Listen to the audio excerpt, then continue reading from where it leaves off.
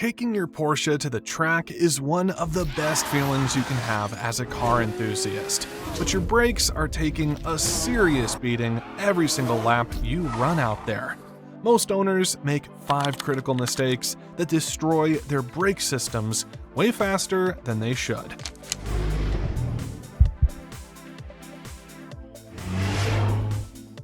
Starting with mistake number 5, and this one catches so many people off guard at their first track days.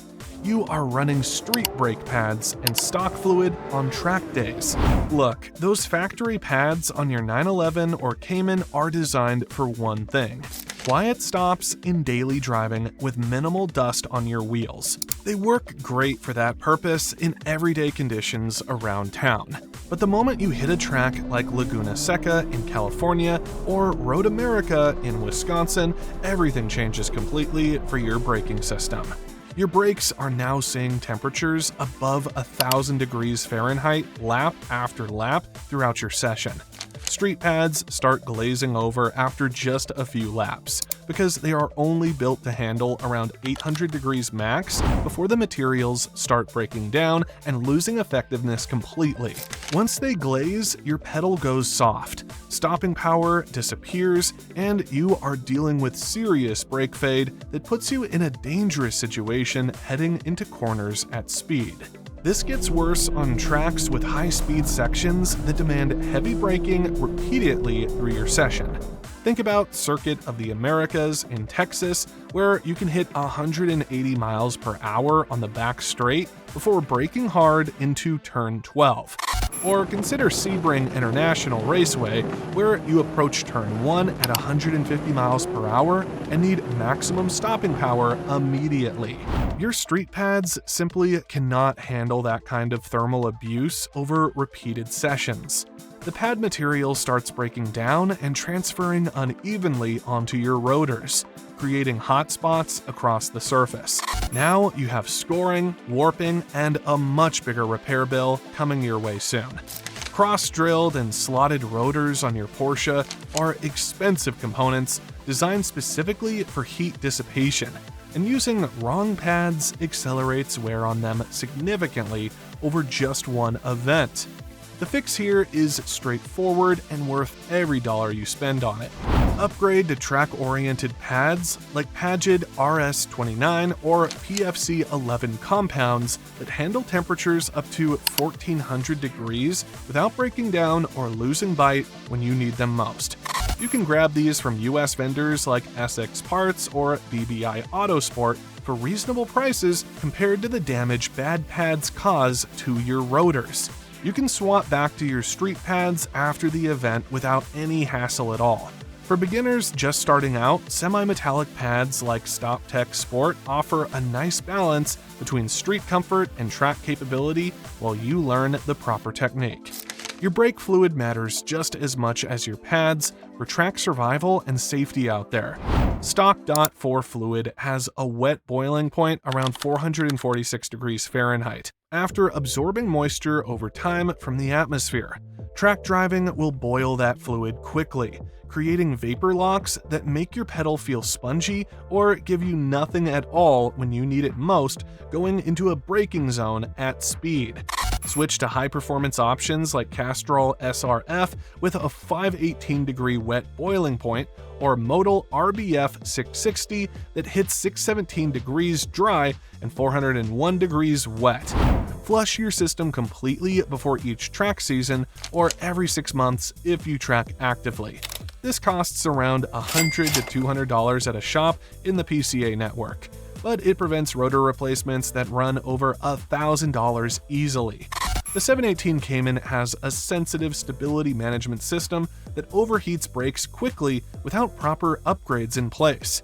Always bed in new pads properly with a series of moderate stops from 60 miles per hour to build that transfer layer on your rotors before pushing hard. Moving to mistake number 4, you bought carbon ceramic brakes and you're using them for intensive track days without any precautions whatsoever. Porsche ceramic composite brakes are incredible pieces of engineering that impress everyone. They're up to 50% lighter than steel rotors, more fade resistant in normal conditions, and produce almost no dust for street driving to keep your wheels clean.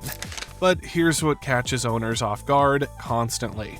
These brakes cost over $8,000 as an option on your 992 GT3 or Taycan when ordering. For repeated track use, they can become a liability that costs you even more money. Porsche engineers advise against using PCCBs for hardcore track driving sessions. The reason comes down to how they wear differently than steel components over time. Steel rotors wear from friction and abrasion through normal use patterns. Carbon ceramics wear based on heat cycles instead of physical contact against the surface. Every time you heat them up and cool them down during a session, the carbon fiber in the discs degrade inside the material structure. Push them beyond 1400 degrees repeatedly, which happens easily at tracks like Sonoma Raceway with demanding corners like the carousel, and you start oxidizing the carbon matrix that gives the disc strength. These rotors are also brittle compared to steel when exposed to impacts from debris on track. One off-track excursion into gravel, which happens at plenty of US tracks with runoff areas, can chip or shatter them without warning. Replacement costs hit $20,000 or more for a full set. Many owners who track frequently report noise and vibration developing after just a few events using PCCBs hard. The lifespan drops from around 100,000 miles on the street to just a few track seasons. A 718 Spyder owner at Thunderhill Raceway reported significant disc degradation after only 10 track days of hard driving. The smart move is switching to steel rotors for dedicated track days if your setup allows the swap.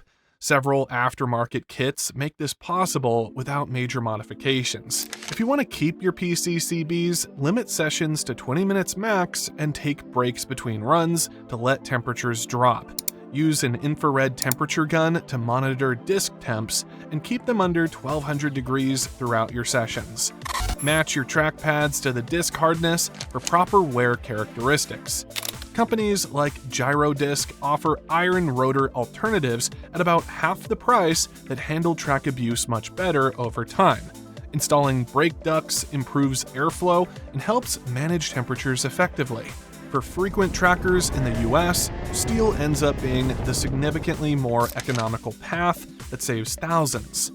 Mistake number 3 is improper cooling and post-session handling that damages components over time. You just finished a hot lap session and your brakes are cooking at extreme temperatures above 1,000 degrees. What do most people do immediately? They pull into the paddock, throw it in park, apply the parking brake, and shut the car down right away.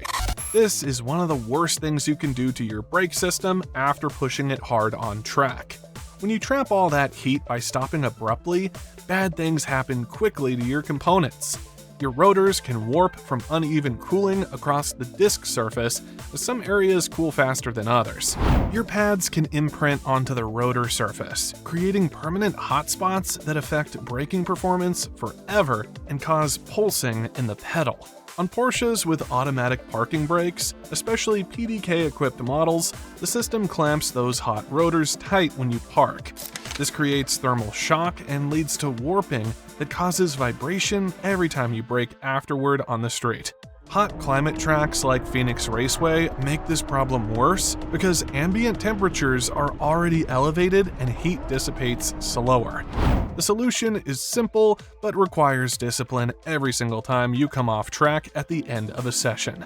Always do a cool down lap at around 50 to 60 miles per hour without heavy braking anywhere. Let the airflow naturally cool your components as you circulate at moderate speed. When you get back to the paddock, idle your car for 1 to 2 minutes before shutting down completely. This lets the cooling fans cycle properly and prevents heat from soaking into surrounding components like wheel bearings and seals that can be damaged.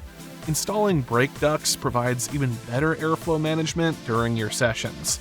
For 911 owners specifically, proper cooldown prevents that annoying brake vibration that develops over time and requires expensive rotor replacement to fix properly. A useful tip is applying temperature paint to your rotors before track days. This lets you see exactly how hot your brakes got by checking the color change and helps you dial in your cooling routine for future events.